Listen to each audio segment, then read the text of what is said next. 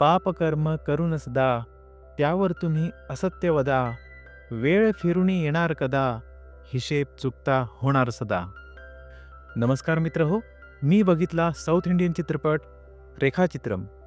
यात मुख्य भूमिकेत आहेत आसिफ अली, अनस्वरा राजन आणि गेस्ट अपीअरन्समध्ये मल्याळम सुपरस्टार मामुटी. ही एक real event based fictional story म्हणजेच सत्य घटनेवर आधारित काल्पनिक कथा आहे.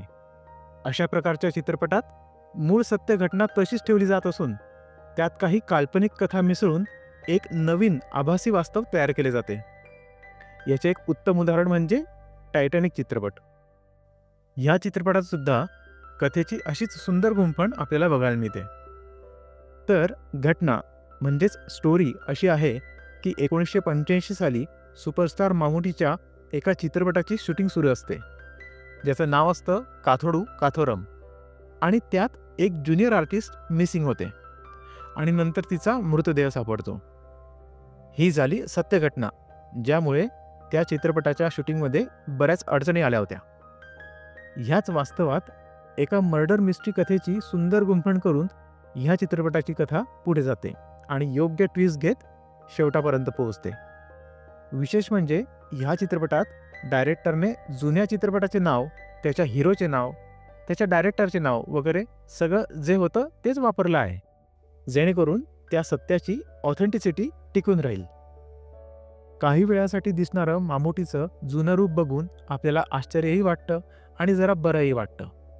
काही जणांना ही कथा थोडी संथ वाटू शकते, पण हातात काही धागेदोरे नसताना केवळ एका स्केचद्वारे आणि नंतर मिळणाऱ्या फोटोद्वारे तपास कसा होणार?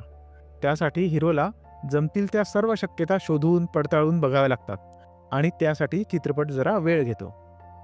असं असलं तरी आपण प्रेक्षक कुठेही बोर होत नाहीत. दमदार कथा, तेवढ्याच ताकदीचा अभिनय आणि एक वेगळा प्रयोग म्हणून मी या चित्रपटाला नक्कीच रेकमेंड करेन. मी रेखाचित्रम ह्या चित्रपटाला देईल 10 पैकी 7.5 मार्क्स. बाकी तुम्ही हा चित्रपट बघितला असल्यास तुम्हाला कसा वाटला ते कमेंट बॉक्समध्ये सांगा. व्हिडिओ आवडला असल्यास व्हिडिओला लाईक करा, चॅनलला सबस्क्राईब करा. आपण भेटूच पुढच्या व्हिडिओमध्ये. धन्यवाद.